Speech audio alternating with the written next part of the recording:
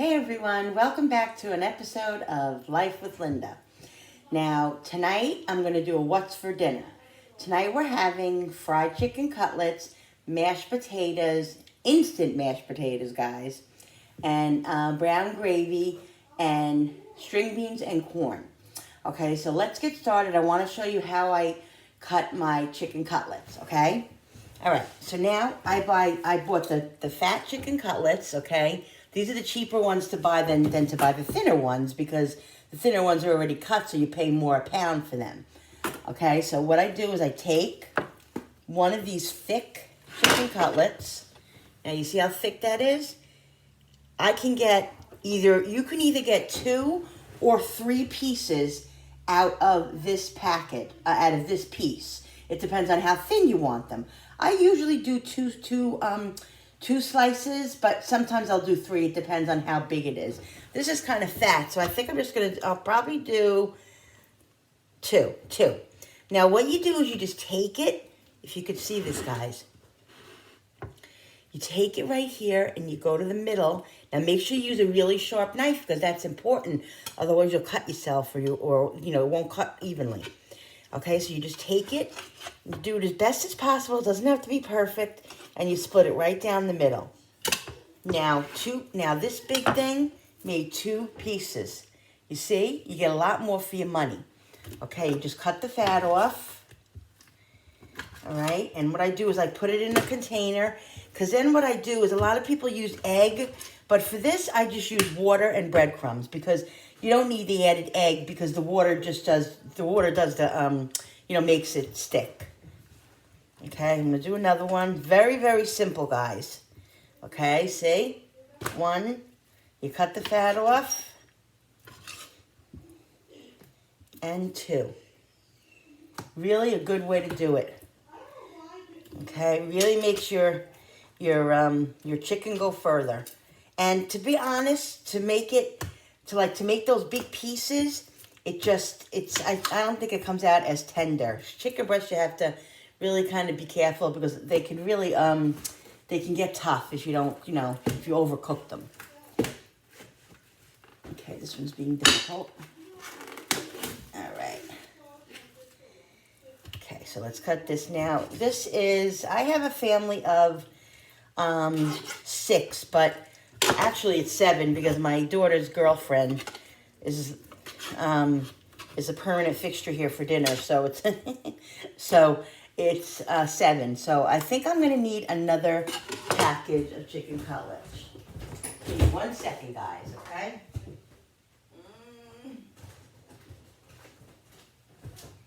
I think I need like 2 more pieces. All right. Okay. Let's see, we'll start out with this, and then we'll see if we need more. Okay, so there we go. All right, let's get rid of this one. Put this one over here. And what I'm going to do is I'm going to get a container. I'm going to do breadcrumbs. Okay. Oh, these are panko. Are these panko? These are panko, but that's okay. I'll do some panko and I'll do some regular. And what I'm going to do, guys, is I'm going to put some grated cheese in with the mixture. I like grated cheese. And so, okay, so we got that. We got a mixture of panko and regular. Let me get the grated cheese, guys. Give me 1 second.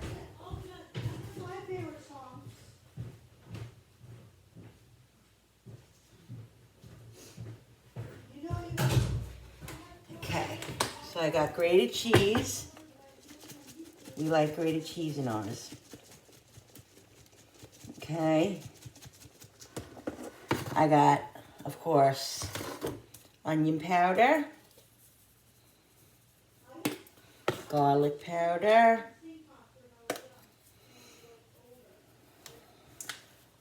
salt and pepper. There's pepper, salt.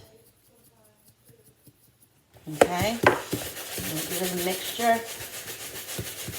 Now in the meantime, as I'm breading this, I'm going to heat a pan up with oil so I can fry them. Okay, I'm going to use a little bit of vegetable oil and olive oil mixed.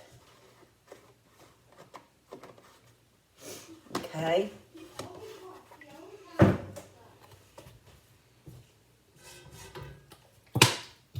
And we got olive oil and we got vegetable oil. About this much. Probably like a little bit more than coating the pan.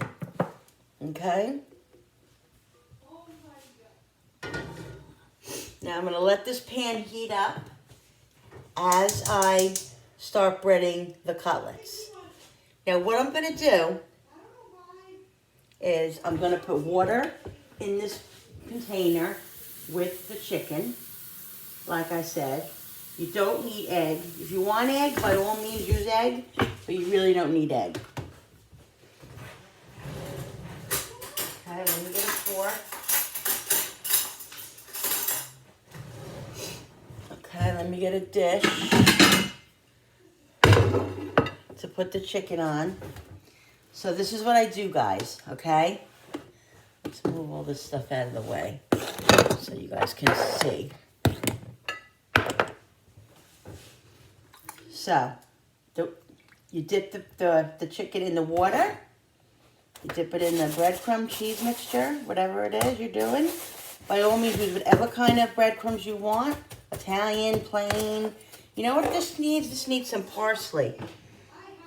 It doesn't have any parsley in it, and I like parsley in my stuff. So dried parsley. I knew it was missing something. Okay. All right. Okay, so now the thing with chicken cutlets is like I've said this before, I really like thighs better, but chicken cutlets, I like to make fried chicken cutlets. The only thing with chicken cutlets, you know, breasts, is that you have to really watch them in the pan, because if they overcook, like, it's just tough and it's just gross. So you just got to be careful not to overcook them. You got to cook them just until they're done, because they're going to cook a little bit outside of the pan. So just keep an eye on them, you know what I mean? And keep the flame like on medium, not really high, because you don't want them to get like really, really brown. You want them lightly browned. And you know what other trick is, guys, that I'm probably going to do? A trick to do is after you fry your chicken cutlets, and even if they're sitting a minute, you put them in, you pour some chicken broth in the pan. After you take all the oil out, pour some chicken broth in the pan, and it keeps them nice and moist. Chicken broth can bring back anything. Like if you make stuffing and it's too dry, or you know, anything's too dry, chicken broth does the trick. It really makes your food moist. That's a good trick that nobody even necessarily knows. Okay, so this is how you bread them. See? All right. And then as soon as your pan gets hot, you start sticking them in. This is a very big meal. I grew up with this meal. My mom used to always make it. I always remember having mashed potatoes and gravy with it, fried chicken cutlets. And you can even, like, after you cook them, you know, when you're eating them, squeeze a little bit of lemon on it. Ooh, so good, guys. So delicious. It really brings back memories from my childhood. Isn't that funny how we you know, find comfort in the foods that we ate when we were a kid? I know it gives me comfort. I remember all the comfort foods my mother used to make.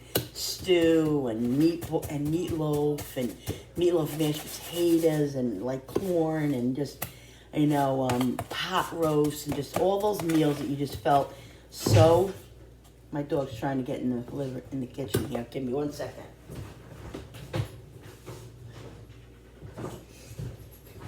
You know, all those comfort meals that your mom and your grandma used to make, your nanny. I just remember all of it. It was such nice feelings to remember all that. So yeah, so this is what you do. These are almost, I have a bunch, I think the oil's just about hot. I'm going to bread one more, and then I'm going to stick them in the frying pan. Get down, get down. See what he's trying to do? He's trying to get the raw chicken. Oh, goodness. Get a puppy, they said. it would be fun. I don't know. I think this is my last puppy, guys, for my lifetime. Puppy. Next time it'll be a bigger, an older dog, which probably is not going to be a next time. This is going to be my last dog, probably. Who knows? Okay, so there we go. See? Now I think the oil's hot enough. Let me see. Yep. You hear that? I don't know if you can hear that sizzle, guys. Get down. Get down, Cooper. Put them in the pan. I'll show you after I get them all in. I'm going to bring the camera over here and show you guys. This is a really good comforting meal. Now he's in the Tupperware cabinet. Get out. Get out. You're bad. He just goes from one thing to the next. Get out. Okay. I'm going to show you guys.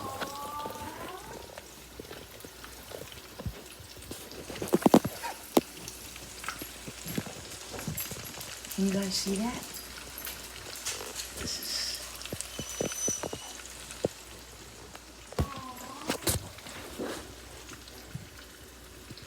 Where is it?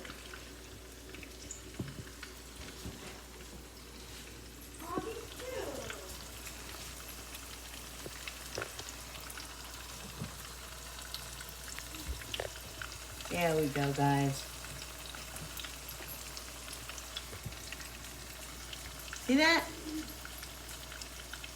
Frying up. Let me switch this over. Just give me 1 second.